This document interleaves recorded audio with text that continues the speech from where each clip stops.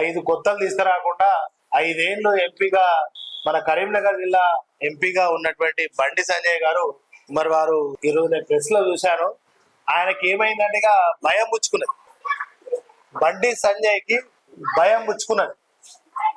Parliament ఎన్నికలలో నా ఓటమి ఖాయం అనేటువంటి ఒక భయం బండి సంజయ్ కి పుట్టింది కనుక ఇక ఏది పడితే అది ఎట్లా పడితే గట్లా మాట్లాడేటువంటి ఒక పరిస్థితిని.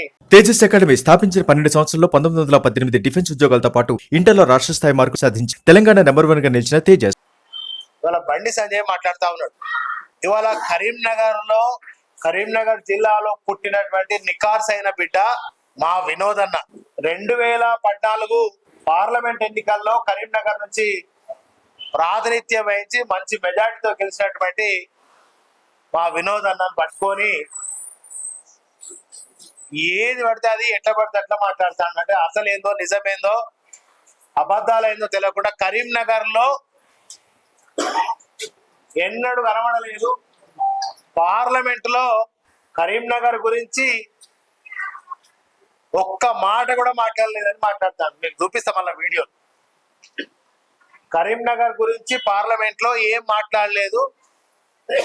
కేటీఆర్, కేసీఆర్, వినోద్ కుమార్ నాస్తికులు అని మాట్లాడతాడు. కరీంనగర్ కు ₹1 కూడా అభివృద్ధి కోసం నిధులు తీసుకురాలేదని పచ్చి అబద్ధాలు. అంటే భారతీయ జనతా పార్టీలో ఉన్నటువంటి వాళ్ళే అదే ఒక బట్టేబాజ్ పార్టీ, దాంట్లో ఉన్నటువంటి నాయకులు బట్టేబాజ్ నాయకులని మరొకసారి ప్రూఫ్ చేసినటువంటి బండి సంజయ్ నిజంగానే బట్టేబాజ్ పచ్చి అబద్ధాలు మాట్లాడి ఇవాళ ప్రజలను మళ్ళొక్కసారి మభ్యపెట్టేటువంటి ప్రయత్నాన్ని ఇవాళ చేస్తా ఉన్నాడు. అంతేకాకుండా మేధావి అని కూడా అంటాడు. మేధావి ఈయన కరీంనగర్ మేధావి అని కూడా అంటాడు. నిజంగానే మేధావి, కానీ ఈయన తెలంగాణ కోసం ఏమైనా కొట్లాడినోడా, 32 పార్టీలను ఏమన్నా ఏకం చేసినోడా, కేసీఆర్ గారితో మొదటి నుంచి ఉన్నోడా? ఈయన మేధావే, కానీ కరీంనగర్ ఏమైనా అభివృద్ధి చేసిండు అని అడుగుతా ఉన్నాడు. అంటే నేను ఒకటే చెప్తున్నా, 3.5 లక్షల జనాభా ఉన్నటువంటి కరీంనగర్ సిటీ స్మార్ట్ సిటీ ఎట్లా వచ్చిందో బండి సంజయ్ చెప్పాలి. అసలు స్మార్ట్ సిటీకి అప్లికేషన్ పెట్టుకోవాలంటే ఎన్ని లక్షల జనాభా ఉంటే అది ఒక దరఖాస్తు పెట్టుకోవచ్చదో బండి సంజయ్ కు తెలుసా? ఇది బండి సంజయ్ గారు గ్రహించాలి. మరి నువ్వు 2019లో పార్లమెంట్ ఎన్నికలలో గెలిచినావు కదా, మరి ఇవాళ కరీంనగర్ కు 5 కొత్తలన్నా తెచ్చినావా? ఇవాళ కరీంనగర్ లో తీగల వంతెన కనబడతలేదా? ఇవాళ స్మార్ట్ సిటీ పనులు బ్రహ్మాండంగా 1000 కోట్ల రూపాయలతో అభివృద్ధి కనబడతలేదా? మరి నువ్వేం చేసినావో కరీంనగర్ కు చెప్పాలి. ఒక శ్వేతపత్రాన్ని నువ్వు విడుదల చెయ్యాలి. పార్లమెంట్ లో కొట్లాడినటువంటి వాళ్ళు ఎవరు? ఎన్ని ప్రశ్నలు ఇవాళ నువ్వు అడిగినావో నాకు చెప్పాలి. ఇక మా వినోద్ అన్న మాత్రం 106 సార్ల చర్చలలో పాల్గొన్నాడు మా వినోద్ అన్న. అంతేకాదు తెలంగాణ రాష్ట్రం కోసం 32 పార్టీలను ఏకం చేసినటువంటి ఒక ఉద్యమకారుడు. కేసీఆర్ గారికి ఒక కుడుపుజంగా నిలిచి తెలంగాణ వచ్చేదాకా పోరాటం చేసిన ఒక పోరాట యోధుడిని పట్టుకొని ఇవాళ కరీంనగర్కి ఏం చేయాలి, తెలంగాణకి ఏం చేయాలి అని ఎడ్డోన్ లెక్క మాట్లాడుతున్నాడు. ఈయనకు అబద్ధాలు తప్ప. అంటే అంతకుముందు నాకు ఒకటి గుర్తుకొస్తుంది. ఎన్నికల జరుగుతున్నప్పుడు గుండెపోటు వచ్చిందని ఆ ఆసుపత్రిలో పడి అప్పుడు కాంగ్రెస్ వాళ్ళు ఈ బీజేపీ వాళ్ళు ఇద్దరు ఒక్కటై ఆనాడు మోసం చేసి గెలిచినటువంటి రీతిలో మళ్ళొక ప్రయత్నం. అప్పుడు ఆయన అచ్చం కమల్ హాసన్ లాగానే యాక్షన్ చేసినంత ఆస్కార్ అవార్డు కూడా ఇవ్వచ్చు అమ్మతోడు. మరి ఇవాళ 553 ప్రశ్నలు అడిగినటువంటి ఈ దేశంలో ఇప్పటి వరకు ఒక పార్లమెంటు సభ్యుడు ఒక 2014 నుంచి 19 వరకు 553 ప్రశ్నలు అడిగినటువంటి ఎంపీ ఈ దేశంలో ఎవరన్నా ఉన్నారా? బండి సంజయ్ నువ్వు ఎంపీగా ఉన్నావు కదా, ఒకసారి చెప్పాలి. ఇవాళ మరి హైకోర్టు విభజన కోసం కొట్లాడినటువంటి నాయకుడు ఎవరు? ఇది కూడా తెలుస్తలేదా? దద్దమ్మ, బండి సంజయ్. మరి అదే విధంగా ఖమ్మం జిల్లాలో 7 మండలాలు ఆంధ్రాలో కలుపుతుంటే చూసుకుంటున్నారు, కానీ మరి ఈ తెలంగాణలో ఆ మండలాన్ని ఉంచాలనేటువంటి పోరాటం చేసినటువంటి యోధులు ఎవరు? ఇది గుర్తుకుందా దద్దమ్మ, బండి సంజయ్? ఇవాళ కాళేశ్వరం కానీ, పాలమూరు రంగారెడ్డి కానీ ఇరిగేషన్ ప్రాజెక్టుల కోసం కొట్లాడింది ఎవరు? ఆ యోధుడు ఎవరు? ఆ వీరుడు ఎవరు? నిజంగా తెలంగాణ కోసం కొట్లాడినటువంటి ఎంపీ ఎవరు అనేటువంటిది నీకు తెలుసా? నువ్వు కరీంనగర్లోనో తెలంగాణలో ఉన్నావా? అసలు ప్రపంచంలో ఎక్కడున్న వాళ్ళందరికీ తెలుస్తున్నాయి విషయాలు, కానీ నీకు మాత్రం తెలుస్తలేవు. అదే కాకుండా విద్యుత్తు ప్రాజెక్టులు ఏవైతే ఉన్నాయో, ఇరిగేషన్ ప్రాజెక్టుతో పాటుగా విద్యుత్ కాళేశ్వరం, పాలమూరు, రంగారెడ్డి ఈ ప్రాజెక్టులతో పాటుగా విద్యుత్ ప్రాజెక్టులను కూడా వాటి కోసం కొట్లాడినటువంటి ఒక యోధుడు. మరి అటువంటి ఆయనను పట్టుకొని ఇవాళ నువ్వు ఎటు పడితే గటు ఏం చేసిండనంటే, నేను ఒక పాంప్లెట్ కూడా పంపుతామా, మొన్ననే ఒక పాంప్లెట్ తయారు చేసినాము. ఈ పాంప్లెట్ నీకు పోస్ట్ గా పంపిస్తా, చదువుకో జర. నువ్వేమో చదివినావని అంటారా? ఎంఏ చదివిండో, పొలిటికల్ సైన్స్, ఇరిగేషన్ ఏదో చెప్తాడు. నీ చదివిందంటే ఆయన ఏదో చెప్తా ఉంటాడు, మాకు అర్థం కాదు. అయితే ఆ పాంప్లెట్ పంపిస్తా, నీకు పోస్ట్ లో పంపించా, చదువుకో. అదే విధంగా మరి ఇవాళ జగిత్యాల టు కరీంనగర్, హుజరాబాద్ వరకు 216 కిలోమీటర్ల జాతీయ రహదారి కోసం కొట్లాడింది ఎవరు? మంజూరు చేయించింది ఎవరు? ఇవాళను నీ పీరియడ్ లో పనులు కరీంనగర్ నుంచి వరంగల్ జరుగుతుండవచ్చు, కానీ వాటికి అనుమతి తెచ్చి వాటిని చేసింది ఎవరు? అదే కాకుండా ఎలకతుర్తి, హుస్నాబాద్, సిద్దిపేట, మెదక్ వరకు ఇవి కూడా ఒక 133 కిలోమీటర్ల పెట్టు ఈ యొక్క దారులను, జాతీయ రహదారులను తెచ్చింది ఎవరు బిడ్డ? మరి ఇవి 3,400 కోట్ల రూపాయలు ఓన్లీ జాతీయ రహదారుల కోసమే తెచ్చినటువంటి అభివృద్ధి ప్రదాత మన వినోదనను పట్టుకొని ఏడబుట్టినే కరీంనగర్లో కనబడ్డా? ఆ పార్టీ వాళ్ళే ఆయన గుర్తుపడతారా? ఆ పార్టీ వాళ్ళను గుర్తుపడతాడా? ఇవాళ అసలు నువ్వు కరీంనగర్ ఎంపీవి కదా, మా కాన్స్టిట్యూన్సీకి ఎప్పుడైనా వచ్చినావా? హుజరాబాద్కి ఎప్పుడైనా పోయినావా? సిరిసిల్లకి ఎప్పుడైనా పోయినావా? కరీంనగర్ లో ఉన్నవా? ఎన్ని రోజులు ఉన్నావు కరీంనగర్ లో? ఎన్ని వార్డులు తిరిగినావు? కరీంనగర్ లోకల్ అయినా తిరిగినావా? ఎన్నడన్నా వేములవాడ పోయినావా? ఎప్పుడన్నా ఓ మండలానికి పోయినావా? ఓ ప్రాంతానికి పోయినావా? మీ బీజేపీ వాళ్ళు జత్తే పోయినావా? ఉడితే పోయినావా? అభివృద్ధి కోసం ఒక రూపాయన నిధులు తెచ్చినావా? నేను హిందువును ఏవో రకరకాల మాట్లాడతావు కదా. మా కాన్స్టిట్యూన్సీలో కొండగట్టు దేవాలయం ఉంది, ఒక్క రూపాయి తెచ్చినవా? వేములవాడలో రాజరాజేశ్వర స్వామి ఆలయం ఉంది, ఒక్క రూపాయన తెచ్చినవా? యాదాద్రి ఉంది, ఒక్క రూపాయన తెచ్చినవా? హుజరాబాద్ నియోజకవర్గంలో ఇల్లందగుంటలో సీతారామస్వామి ఆలయం ఉన్నది, ఒక్క రూపాయన తెచ్చినవా? ఇచ్చినవా? ఇక కులం పేరుట, మతం పేరిట రాజకీయాలు చేసి మళ్ళా యువతను రెచ్చగొట్టి మళ్ళా గట్లనే పాత లెక్కల గెలుస్తా అని అనుకుంటున్నావు కావచ్చు, కానీ ఈసారి నీకు డిపాజిట్ వచ్చేటువంటి పరిస్థితి లేదు. ఆడ నరేంద్ర మోడీని చూస్తా, నరేంద్ర మోడీ కావాలి. ఇప్పుడు ఏం చెప్తున్నాడు ఇవాళ స్పీచ్ లో కూడా? నరేంద్ర మోడీని చూసి గెలిపిరంటాడు. మరి నిన్ను చూసి గెలిపేవాళ్ళని నేను ఇట్లా కొట్లాడినా తెచ్చినా చెప్తలేవు, భుజం తెలుసుకుంటలేవు, గుండెల మీద చేతేసుకొని చెప్పాలి ఇలా బండి సంజయ్. కనుక ఇవాళ బండి సంజయ్ అంటేనే అట్టర్లీ ఫ్లాప్ ఎంపీ. తెలంగాణ ప్రాంతం నుంచి అట్టర్లీ ఫ్లాప్ ఎంపీ ఎవరు అంటే ఇలా బండి సంజయ్. నువ్వు అడిగిన ప్రశ్నలు ఏంది? నువ్వు అడిగిన ప్రశ్నలు ఇవాళ ఏం ప్రశ్నలు అడిగిండు అంటే, మా వినోదన్న మాట్లాడి దానికి నాకు ఒకటి నేను రూపాయాలనిపిస్తాను. ఆయన చూస్తే బాగా బాధ అనిపిస్తుంది వాస్తవంగా. భ్రష్టాచార రాక్షస సందేశ బీఆర్ఎస్ పేరు भ्रष्टाचार ये बीआरएस लीडर का नाम है सर, बीआरएस लीडर का नाम है sir Kasim Chandrashekhar. Madam, we have districts. Earlier there were only 10 districts. We have formed 31 districts, madam. We made a request to the Honorable Education Minister many times.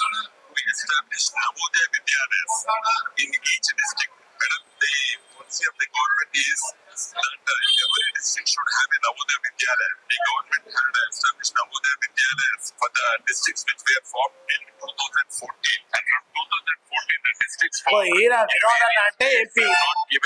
MP అంటే వినోదన్న. నవోదయ పాఠశాలలు కావాలి గిన్ని జిల్లాలలో, ఇంకా గిన్ని జిల్లాలలో కొత్తగా జిల్లాలు కూడా ఏర్పడ్డాయి. ఈ నవోదయ పాఠశాలలు కావాలని అడుగుతున్నాడు. ఇలా మెడికల్ కాలేజీలు తీసుకురావడం కోసం ప్రయత్నం చేసిండు. కరీంనగర్ స్మార్ట్ సిటీ తెచ్చిండు. మా చొప్పదండి నియోజకవర్గంలో ఇదే కొండగట్టు దేవస్థానానికి 800 ఎకరాలు అటవీ శాఖలో ఉన్నటువంటి దేవాలయానికి భూమిని సాధించి పెట్టిండు. మా సైనిక్ స్కూల్ మాకున్నటువంటి రుక్మాపూర్ లో ఉన్నటువంటి గురుకుల పాఠశాలకు సైనిక్ స్కూల్ ను మంజూరు చేసినటువంటి ఒక విద్యా ప్రదాత ఇలా గటువంటి వినోదాలను పట్టుకొని ఎటువంటి తట్టు మాట్లాడతాడు. కేసీఆర్ నాస్తికులు అంటాడు. బొట్టు పెట్టుకొని తూర్చేస్తారట. బొట్టు పెట్టుకొని నాస్తికులు అంటే ఎవరో తెలుసా అసలు? సంజయనా, సంజయనా నీకు తెలుసా అనే నాస్తికులు అంటే ఎవరో? ఎన్ని యాగాలు చేస్తాడే కేసీఆర్ అన్న? దేశంలో ఎవరన్నా చేస్తారా అన్న కేసీఆర్ చేసిన యాగాలు? ఏడున్నవే నీ మధ్యటి పోతాను. నేను గతంలో కూడా చాలాసార్లు చెప్పిన మా సంజయ్ నాకు జర ఇలా మెదడులో లేదు, ఇక్కడ లేదు, జర ఇక్కడ కిందికి జారింది, మోకాళ్ళల్లో వచ్చింది, జర ఆపరేషన్ అన్నా చేయించురు, లేకపోతే బీజేపీ నాయకులారా తీసుకుపోయి జర ఎర్రగడ్డ హాస్పిటల్ అన్నా వేయాలని గతంలో కూడా ఇదే కరీంనగర్ ప్రెస్ మీట్ లో చెప్పిన. మరి ఇప్పుడు ఇట్లనే ఉంటే ఇదే బండి సంజయ్కి టికెట్ ఇస్తే ఏదో వాళ్ళ వ్యతిరేకిస్తున్నారని అంటారు. మాకు కూడా తెలియదు కానీ అక్కడక్క బీజేపీలే బండి సంజయ్ కదా టికెట్ ఇవ్వద్దు, ఇస్తే ఈసారి ఎట్లన్నా ఓడిపోతాడు, ఎందుకంటే ఏం చేయలేదని బీజేపీ నాయకులే అంటుండ్రని మేము వింటున్నాం. కానీ కొద్దిగా జాగ్రత్త. సంజయ్ నువ్వు కేసీఆర్ గారిని ఎప్పుడన్నా కలిసినావా అనే? రాత్రిపూట కలిసినావా? కేసీఆర్ తాగుబోతు ఫాస్బోతులో పంటాడు, తాగి పంటాడు అని అంటాడు. ఎప్పుడన్నా నువ్వు పెగ్గు వచ్చినావా అనే? నువ్వు ఎప్పుడైనా మా సార్కు పెగ్గు వచ్చినావు? సార్ తాగాక చూసినావు? ఎవడు పడితే వాడు ఎక్కడ పడితే అక్కడ బిడ్డ నాలుక చీరేస్తాం, ఎవడు పడితే వాడు. సార్ తాగుతాడా? నీకు తెలిసేనా సార్ తాగుతాడని? ఏడ పడితే ఆడ రేవంత్ రెడ్డి కదే మాట్లాడతాడు, ఇక్కడ బండి సంజయ్ కదే మాట్లాడతాడు. ఎవడు పడితే వాడు, ఎట్లా పడితే అట్లా. నువ్వు ఎప్పుడైనా పెగ్గు వచ్చి ఇంత ముక్కిచ్చినావా? చికెన్ ముక్క తాగడానికి? కాళేశ్వరం ప్రాజెక్ట్ ఉత్తగా వచ్చిందా? 24 గంటల కరెంట్ ఉత్తగా వచ్చిందా? ఇలా పంట పొలాలకు నీళ్ళు వస్తున్నాయి, దానికోసం ఆలోచన చేయి. మా కాన్స్టిట్యూన్స్ లో ఎండిపోతున్నాయి పంటలు. కేటీఆర్ వినోదన నాస్తికులా? నీకు నాస్తికులా కదా? నాస్తికుడు అయితేనే ఇవాళ యాదాద్రి టెంపుల్ ను ప్రపంచంలో ఇవ్వాలి చేయనటువంటి విధంగా ఇవాళ యాదాద్రి ఆలయాన్ని అభివృద్ధి చేసిండా? ప్రపంచం ఒక దిక్కు మెచ్చుకుంటా ఉంటే, కొండగట్టుకు 100 కోట్ల నిధులు ఇచ్చి ఇవాళ ఆలయాన్ని అభివృద్ధి జరుగుతూ ఉంటే, రాజరాజేశ్వర స్వామికి 100 కోట్ల నిధులు ఇచ్చి ఇలా అక్కడ ఆలయం అభివృద్ధి జరుగుతూ ఉంటే, ఇలా ధర్మపురికి బ్రహ్మాండంగా నిధులు ఇచ్చి అభివృద్ధి జరుగుతా అంటే ఒక్క రూపాయి తీసుకొచ్చుడు చేత కాదు కానీ నాస్తికుడు. ఇంకొకటి వినోదన్న మరియు మన గంగల కమలాకర్ అన్న మరి ఇక్కడ కరీంనగర్ టీటీడీ ద్వారా కొన్ని కోట్ల రూపాయలను మంజూరు చేసి తిరుమల తిరుపతి దేవస్థానం ఇక్కడ నిర్మాణం అవుతుంది. గిదికి కరీంనగర్ లో పుట్టిన అంటావు, కరీంనగర్ కు ఒక దేవాలయం అన్న తీసుకురావు, ఒక పైసా తీసుకురావు. గిది చేసి శాతం అయితే లేదు. ఆడిపోసుకున్నాడు, ఉల్టా పల్టా మాట్లాడు, తప్పుడు మాటలు మాట్లాడు. కాళేశ్వరానికి జాతీయ ఎందుకు తీసుకురాను? ఒక రాష్ట్ర అధ్యక్షుడు కదా. ఇది చేయ శాత కాదు, ఇది చేయన శాతం అవుతుందా? మరి అడిగినావు అక్కడ పార్లమెంట్ లో ఎప్పుడన్నా భ్రష్టాచార్య, తెలంగాణలో ఉండేటువంటి ఒక నాయకుడు భ్రష్టాచార్య పార్లమెంట్ లో గీదేనా మాట్లాడేది? పార్లమెంట్ లో కరీంనగర్కి ఏం కావాలి, తెలంగాణకి ఏం కావాలి, ఏ జిల్లాకి ప్రాజెక్టులు కావాలి, నవోదయ పాఠశాలలు కావాలి, మెడికల్ కాలేజీలు కావాలి, గిట్లా అడుగుతారు. ఎవరన్నా ప్రశ్నలు చర్చలలో పాల్గొంటారు. ఇదేమి నువ్వు అన్న మాట్లాడే అవకాశం ఉంటే 4 సార్లు 5 సార్లు మాట్లాడినట్టున్నాడు కదా. ఎన్నిసార్లు పార్లమెంట్ జరుగుతుంది? మా వినోదన 106 సార్లు. నువ్వు ఎన్నిసార్లు పోయినావు అసలు పార్లమెంట్? నాకు అర్థమైతలేదు. ఎన్నిసార్లు పోయినావు? 6 సార్లు ఏదో చూసినా నేను ఎక్కడ రికార్డులో. అంటే ఇవన్నీ కూడా ఈ తప్పుడు మాటలు మాట్లాడకు. ఇలా పల్లె ప్రగతి ద్వారా ఇదే కేంద్ర ప్రభుత్వం తెలంగాణ ప్రభుత్వానికి ఎన్నో అవార్డులు ఇచ్చింది. పైసలు పెట్టలేదు సర్పంచ్లకు అని మాట్లాడుతుంది. ఇలా పల్లెలు ఎట్లున్నాయి? అద్దాలుగా తలతల మెరిసిపోతున్నాయి. బ్రహ్మాండంగా ఇవాళ పల్లెలు కూడా పల్లె ప్రగతి ద్వారా బ్రహ్మాండంగా అభివృద్ధి జరిగింది. ఉప ఎన్నికలు అప్పుడే బయటకు వస్తాడు కేసీఆర్ సార్. అది కూడా అత్తలు లేకపోతే లేదండి. మొన్న అసెంబ్లీ ఎన్నికల ఈయన ఎక్కడ తిరిగినా సార్? ఓ జాతీయ కార్యదర్శిగా, అంతకుముందు రాష్ట్ర అధ్యక్షుడిగా కేసీఆర్ గారు 100 కాన్స్టిట్యున్సీలు తిరిగింది దగ్గర. ఉప ఎన్నికలు అప్పుడే బయటకు వస్తుంది. ఏం మాట్లాడుతున్నావా? మాట్లాడతానికి కొద్దిగా అర్థం పర్థం ఉండుకొని మాట్లాడాలి. ఇప్పుడు మా రాష్ట్రం నుంచి మేము ట్యాక్సుల రూపంలో డబ్బులు బొచ్చడు కట్టినాం. మా పైసలు మాకు ఇవ్వకపోతిరి, మా పైసలు తీసుకుపోయి గుజరాత్కో ఇతర మీ బీజేపీ పాలించే రాష్ట్రాలకు పంచితిరి. గీదా మీ తెలివి.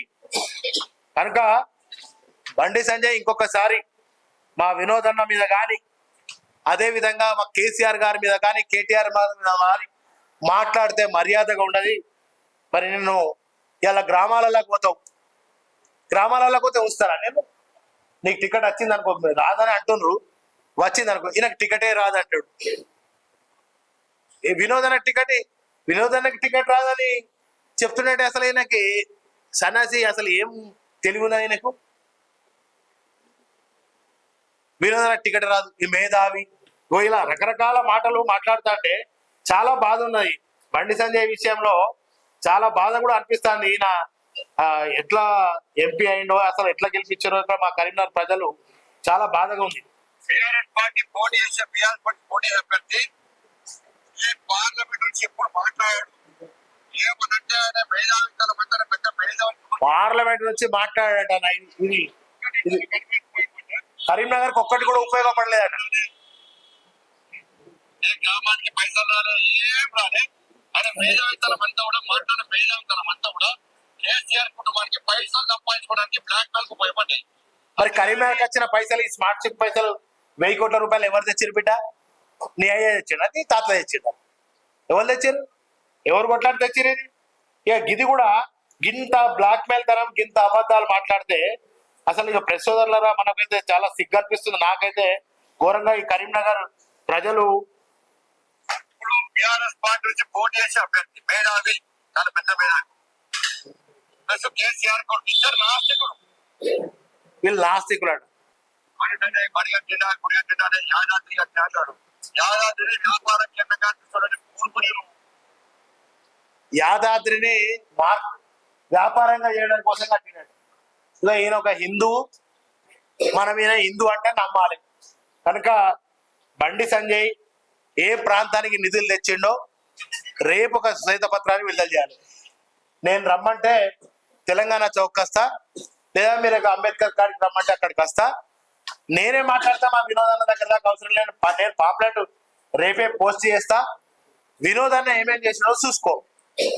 వినోదన చేస్తే పలు పత్రికలు తెలంగాణ ఎంపీలో వినోద్ కుమార్ బేష్ అని రాసినాయి, చాలా పత్రికలు రాసినాయి. మరి నీ గురించి ఎందుకో ఒక్క పత్రిక కూడా రాస్తలేదు. నువ్వు ఏం తెలియదు కనుక ఏం రాస్తలేదు. ఎన్నిసార్లు మాట్లాడాలో, ఏం చేయాలో కూడా తెలుస్తలేదు. కనుక దయచేసి Kothapalli to Manoharabad railway line, Manoharabad railway line Siddipet దాకా వచ్చింది. రేపు సిరిసిల్ల దాకా వస్తుంది. రేపు మళ్ళీ కొత్తపల్లి కూడా వస్తుంది.